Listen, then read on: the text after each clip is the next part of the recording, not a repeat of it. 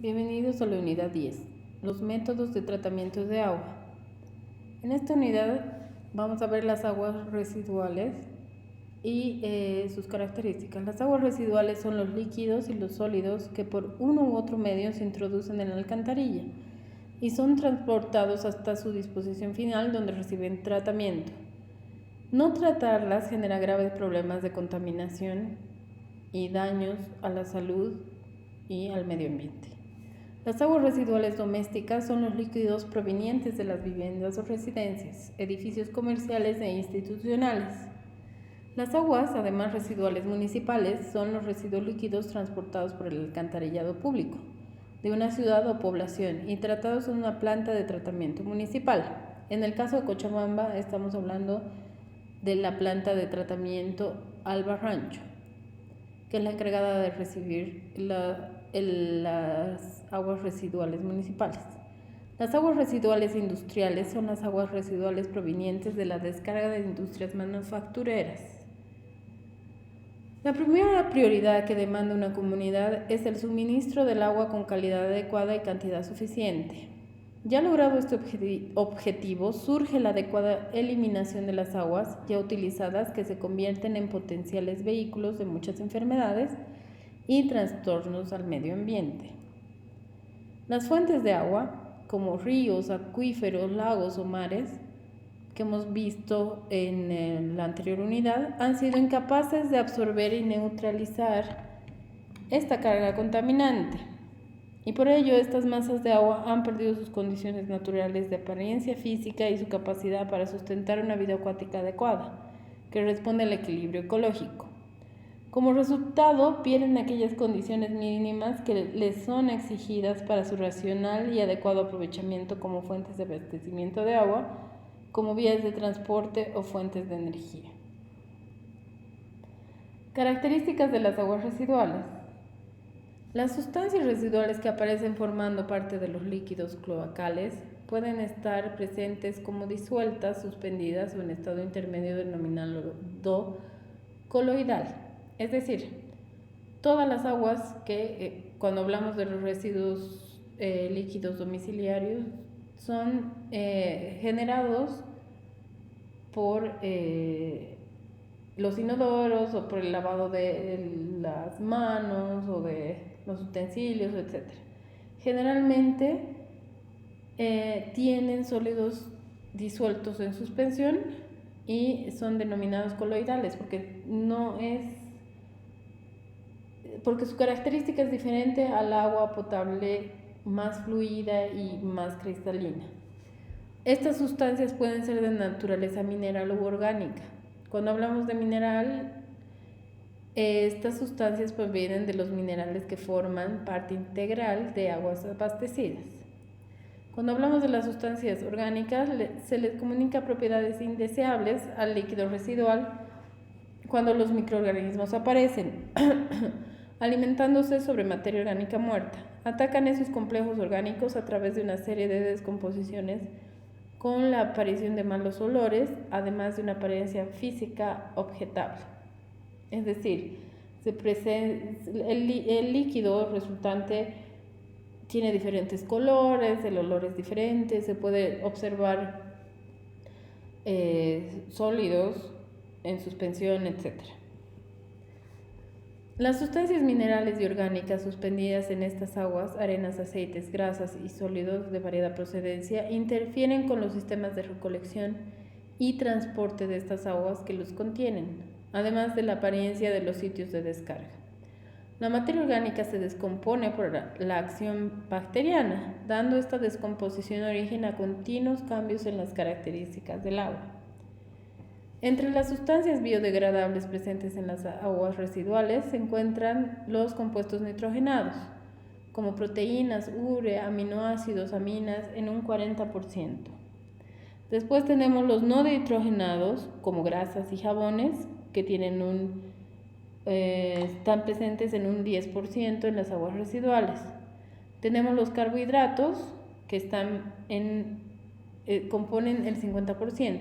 Las proteínas son extremadamente complejas y se encuentran en toda materia viviente animal o vegetal. Los hidratos de carbono o carbohidratos se encuentran formando azúcar, almidón, algodón, celulosas y fibras vegetales. Estos en el papel higiénico y el algodón son altamente resistentes a la descomposición. Las grasas también son difíciles de descomponer, por eso es que requieren de un tratamiento específico. Características físicas de las aguas residuales. Tenemos el olor. Este se debe a la concentración de los sulfuros. Turbiedad está medido en UTN, que son sólidos disueltos y suspendidos. Color medido en UPC, negro o gris. El sabor, que puede ser aceptable o no aceptable. Temperatura depende de la fuente. Densidad se debe a la temperatura y los sólidos. Conductividad se mide en SM. Se debe a los sólidos disueltos. Los sólidos de tamaño o los sólidos totales, sólidos suspendidos o sólidos disueltos. El oxígeno disuelto, que se mide generalmente en miligramos sobre litro. Características químicas. Ya sabemos que tenemos el pH, el nitrógeno, fósforo, alcalinidad, cloruro, azufre, metales y gases. La materia orgánica generalmente se mide con el DBO, DQO, el COT o carbono orgánico total, grasas y aceites. Entonces el DBO es la demanda bioquímica de oxígeno, que es la cantidad de oxígeno que se requiere para oxidar la materia orgánica. El DBO es la demanda química de oxígeno, que es la cantidad de oxígeno que se requiere para oxidar sustancias químicas del agua. Y las grasas y aceites, que son los texoactivos solubles en el agua. Las características biológicas a determinar son bacterias, virus, protozoos, algas. Características biológicas como las bacterias en las aguas residuales. La presencia de organismos patógenos provenientes del tracto intestinal, es decir, de cada persona, hace que estas aguas sean consideradas como extremadamente peligrosas, sobre todo al ser descargadas en la superficie de la tierra, subsuelo o en cuerpos de agua. Es el caso de las bacterias del grupo entérico que producen enfermedades de origen hídrico como la fiebre tifoidea, la paratifoidea, disentería, cólera y entre otras. Las bacterias en las aguas residuales son las principales enfermedades causadas por virus presentes en aguas residuales. Están la poliomielitis, hepatitis infecciosa, entre otras, y la presencia de microorganismos producen enfermedades como la disentería amebiana, esto causado por parásitos, y la bilharziasis. ¿Qué elementos dañinos hay en el agua residual? Primero tenemos los malos olores como consecuencia de las sustancias extrañas que contiene y los compuestos provenientes de estas materias, con el desdoblamiento anaeróbico de sus complejos orgánicos que generan gases resultados de la descomposición. La acción tóxica, que muchos de los compuestos minerales y orgánicos que contienen esas aguas residuales provoca sobre la flora y la fauna natural de los cuerpos receptores y sobre los consumidores que utilizan estas aguas. Así también tenemos la potencialidad inefectiva, la modificación a la apariencia física y la polución térmica.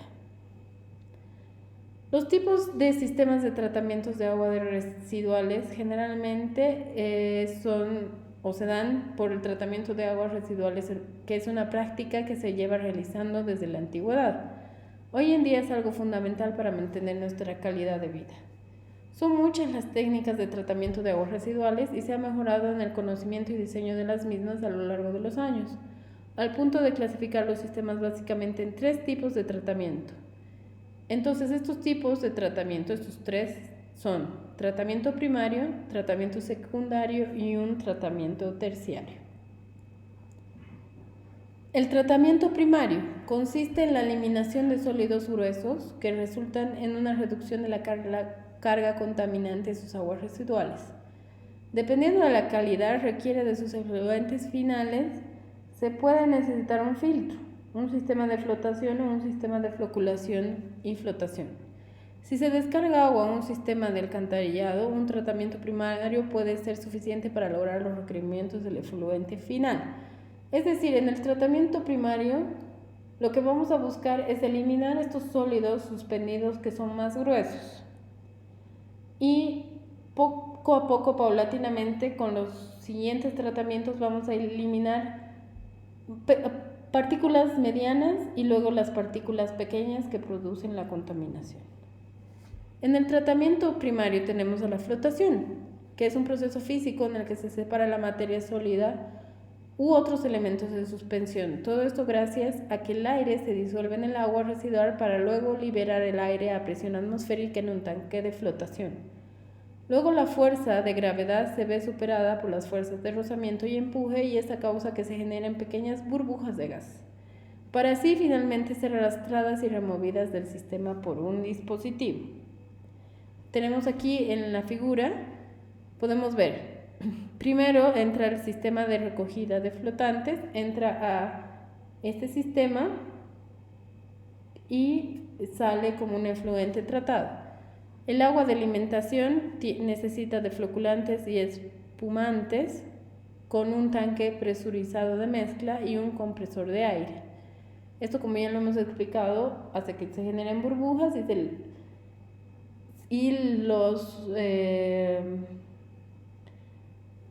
y se pueda recoger estos sólidos disueltos mediante flotación hacia arriba y se los elimina posteriormente. Tratamiento primario con sistemas de filtración, que son los filtros y rejas. Esto se logra con la remoción de las partículas que previenen el taponamiento, las tuberías aguas abajo, y la protección de equipos aguas arriba. Entonces, los más usados son las rejas fijas, filtros de canal, incluyendo la Aquarac, reja motorizada y filtros de tornillo para canal. También tenemos los filtros parabólicos, los filtros rotatorios y los filtros de tela. También cuando hablamos de los filtros y rejas, tenemos las rejas fijas, filtros de canal, filtros parabólicos y ya lo habíamos dicho, los de tela. Sedimentación. Este es otro de los tipos de tratamiento. Lo que se hace es un proceso físico que se plantea como complementario debido a que se hace que las partículas más densas del agua tengan una trayectoria y desciendan, haciendo que éstas se depositen en el fondo del sedimentador. El objetivo principal es eliminar un 60% todos los sólidos en suspensión y en 30% la materia orgánica. Ahora pasamos al tratamiento secundario. Tenemos tratamientos biológicos de materia orgánica disuelta presente en el agua residual, transformándola en sólidos suspendidos que se eliminan más fácilmente. Fangos activos. La depuración biológica por fangos activos, lodos activados o barros activados es un proceso biológico empleado en el tratamiento de aguas residuales convencional, que consiste en el desarrollo de un cultivo bacteriano disperso en forma de flóculo en un depósito agitado, aireado y alimentado con el agua residual, que es capaz de metabolizar como nutriente los contaminantes biológicos presentes en esa agua. La agitación evita sedimentos y homogeniza la mezcla de flóculos bacterianos con el agua residual. La aireación requerida tiene por objeto suministrar el oxígeno necesario tanto para las bacterias como para el resto de los microorganismos aerobios. El oxígeno puede prevenir el aire de un gas enriquecido en oxígeno o de oxígeno puro. Así también en los tratamientos secundarios tenemos los fangos activos, que es un proceso biológico que se desarrolla habitualmente en dos cámaras separadas. Tenemos un reactor biológico, que es un tanque agitado y que tiene aire y alimentado con el agua residual en el que se produce la parte biológica del proceso. Es decir, se fomenta que haya una actividad biológica y que se den los diferentes procesos.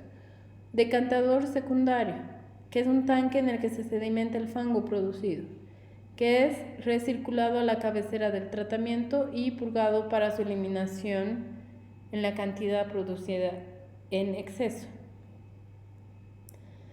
Tratamiento secundario, seguimos, tenemos las camas de oxidación, que como se ve en la figura, funciona con un sistema de goteo que rocía una cama filtrante compuesta de roca. Podemos ver, ¿no? Aquí en la figura tenemos roca, tenemos grava, poliuretano, cerámica. Entonces, el flujo del efluente se dirige hacia el interior del filtro y en el proceso tiene contacto con la superficie de los distintos materiales, de los cuales son un buen soporte bacteriano y permiten la remoción de compuestos orgánicos y biológicos. Es decir, gracias a todos estos materiales por capas se realiza un tipo de filtrado y se eliminan los compuestos orgánicos y biológicos. También tenemos los bioreactores de lecho móvil, que es un proceso biológico igual, aerobio. El cultivo bacteriano encargado de la depuración se encuentra en forma de biopelícula, adherido a soportes de alta superficie específica. Y las bacterias incorporan la materia orgánica a su metabolismo para generar nuevo tejido celular y mantener su actividad vital. La presencia de oxígeno en el reactor se consigue insuflando aire u oxígeno puro. Tenemos aquí un bioreactor de lecho móvil. Entonces, primero ingresa el agua residual y entra a este reactor de lecho fluidizado que genera, claro, entrando el aire por aquí, genera estos ciclones, digamos, y genera diferentes burbujitas que luego esto ayuda a la filtración y luego llega a un decantador secundario que se separa como lodos que pasan por abajo. Podemos ver la purga de exceso de lodo que se saca por la parte de la base del decantador y por arriba sale el agua clarificada.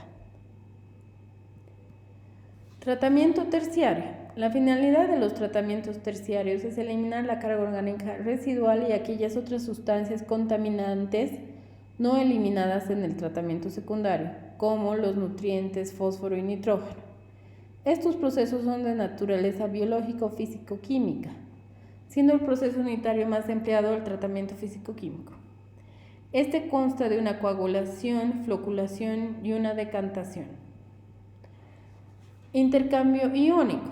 Es una operación en la que se utiliza un material habitualmente denominado resina de intercambio iónico, que es capaz de retener selectivamente sobre su superficie los iones disueltos en el agua, los mantiene temporalmente unidos a la superficie y los cede frente a una disolución con un fuerte regenerante.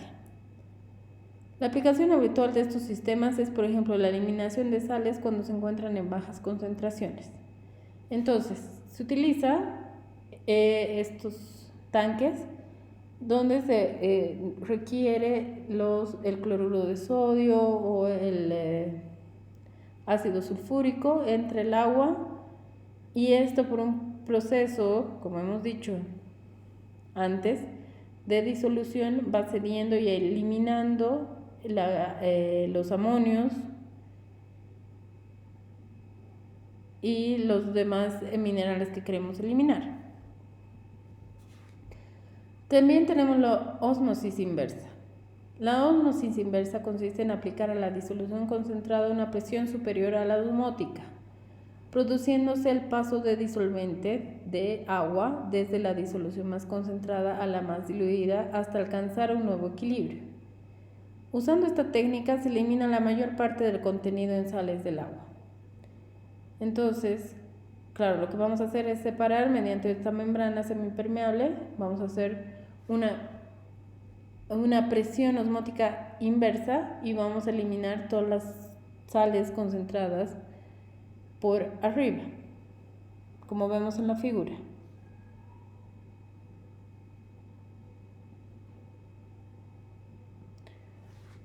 Electrodesinfección. Esto también es un tipo de tratamiento terciario en el que se usan dos ánodos, uno de zinc y otro cátodo de cobre, con un puente salino. Es decir, ponemos en el puente salino un cloruro y un tipo de potasio, y lo que hacemos es diluir y purificar esta agua, como se ve en la figura. Debido a su efectividad, esta técnica es capaz de eliminar virus, bacterias y parásitos gracias a que consigue una elevada producción de oxidantes. Eso es todo para esta unidad. Nos vemos en la siguiente.